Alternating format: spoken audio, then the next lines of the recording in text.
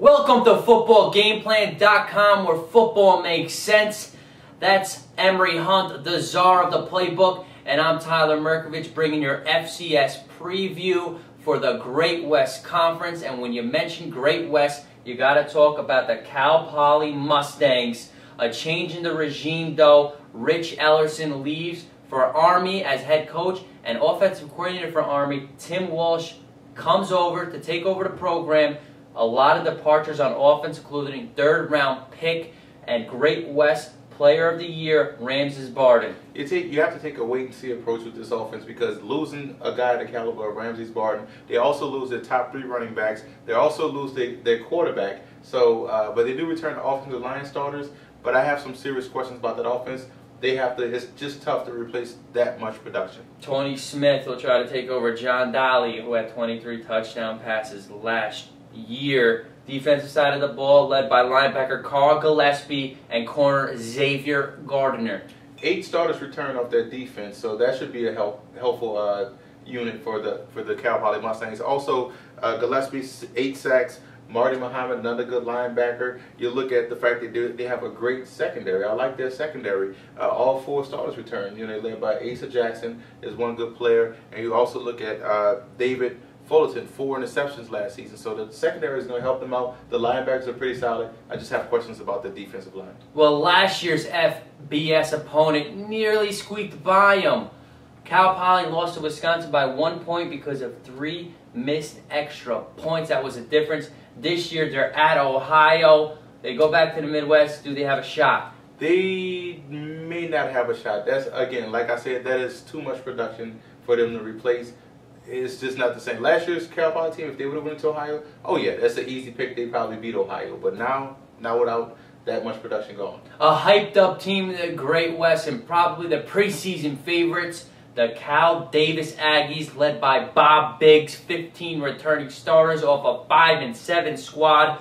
Greg Denham, 3,478 yards through the air and 27 touchdown passes. Real accurate passer. 65% of the passes get completed. What I like about their offense, 4 offensive line starters return, and they're led by 2 big guards in John Campos and Mario Gonzalez, who was all-conference. Both guys were all-conference last season. And they got solid running back play from Joe Trombata. So I like their running game with that veteran offensive line, that good quarterback they have out there. That's a real good offense in Cal Davis. Defense led by 2 linebackers, Mike Morales and Mike Healy, who had 5 picks last season. Those 2 linebackers live in the backfield. 13 tackles for loss.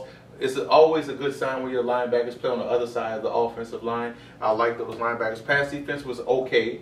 58% completion percentage was that's okay. That's decent. But they have to improve that. They gave up 27 points a game. That has to improve in order for them to be successful.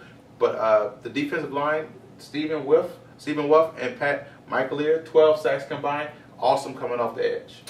Their FBS foes will be Fresno and Boise, both on the road. Do they have a prayer against either squad? It's going to be tough for those guys to go down there and win in both places. Both teams are expected to be strong contenders in the WAC conference. The South Dakota Coyotes, led by Ed Meyercourt, returns 14 starters from a 6-5 squad. Noah Shepard, 2,000+ yards, 15 touchdown passes, and 13 rushing touchdowns for Shepard. He also has 700 yards rushing, so he's a real good athlete. I like him out there. They have his explosive favorite target, wide receiver Dan Skelly, 18 yards a catch.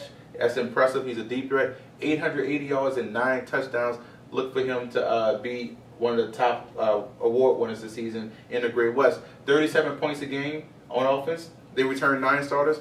All linemen are all 3 conference players.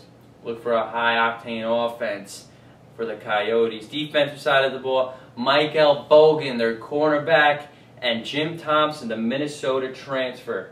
Well, you look at that, the 5 starters on defense, they gave up 18.6 points a game, 3.7 yards a carry. Real impressive defensive numbers, but you also have to look at that secondary as a strength. They only give up 192 yards passing. Hopefully they get those guys back. But they only had, the misleading number is the fact that they only played 1 FCS school that they defeated was Southern Utah. Everyone else was Division II, Division III, a couple of NAIA schools. So the numbers may be misleading about their defense. But cornerback Michael Bogan, phenomenal player, 3 interceptions last season. The Southern Utah Thunderbirds, Ed Lamb is their head coach, 4-7 last year. They're going to return 14 starters. They lose Cody Stone, but they bring in former BYU and Oregon player Cade Cooper. That's going to help out a lot because he should be a phenomenal player coming over to a lower level and competing in Southern Utah. He was already there, so he knows the offense. So it won't be a learning curve with him. But they do have some talent on the offensive line. 2 guards, Stephen Boyer and Aaron Paua. Those guys come back. Both guys made all-conference. I like that. They just have to find a running game. Last year was a paltry 2.7 yards a carry. That has to improve. You're not going to beat anybody on Saturday if you can't run the football. Wide receiver Tyson Poots, big player. Like 14 touchdowns and 1,400 yards receiving. Impressive. Big year for Poots last year. He needs to be their playmaker on offense. Defensive side of the ball, led by 2 guys in the secondary who are first-team Great West, Akeem Anifoshawi and Colin Pretlow, the cornerback. Pretlow and Anifoshawi are real good players. Like you said, they made all-conference. I like that. My only question, can they get to the quarterback? Rarely got sacks last season. That has to improve in order for those guys to help out that secondary. You can't cover anybody all day. Schedule-wise, no FBS opponents for the Thunderbirds. That should help out a lot so they can be healthy going into their conference play. They should improve this season, though. If they can find a pass rush, that defense is going to help out a lot. And I like Cooper at quarterback coming over, knowing the offense. That's going to help out a lot. The North Dakota Fighting Sioux, Chris Mussman, coming off a 6-4 season, 10 returning starters. Jake Landry is their quarterback, and Josh Murray, 1,200+ yards and 12 touchdowns. It was good for more than 6 yards per carry. Well, when you have a running back the caliber of Josh Murray, 1,100 yards, 12 touchdowns, and with a new quarterback, his best friend is going to be that running game, and it's also going to be first team all-conference tight end Blair Glover. That's going to help out a lot too. So he's going to have a safety valve at tight end. He's going to have a good running back to give the ball to, so the offense should be solid.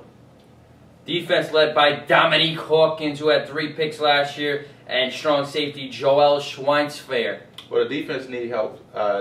There's one returning starter on the defensive line, and the secondary is a major question mark. Losing all those guys last season, they have to improve. So I have some questions about the North Dakota defense. Great West preseason predictions, Offensive Player of the Year. We just mentioned it, Josh Murray. Think he's going to get it again? Who do you like for Offensive Player of the Year? You look at my offense, I'm going to go back to UC Davis with Greg Denham. 65% completion percentage. He's going to improve with a solid veteran group coming back. He's going to improve on those numbers. I think he's going to do. Defensive player. Defense, I'm going to go with Michael Bogan. 3 interceptions. Real leader back there in the secondary, so I like him. And South Dakota is going to play real tough on defense this season. I'll go with Hakeem Anifoshawi, strong safety from Southern Utah.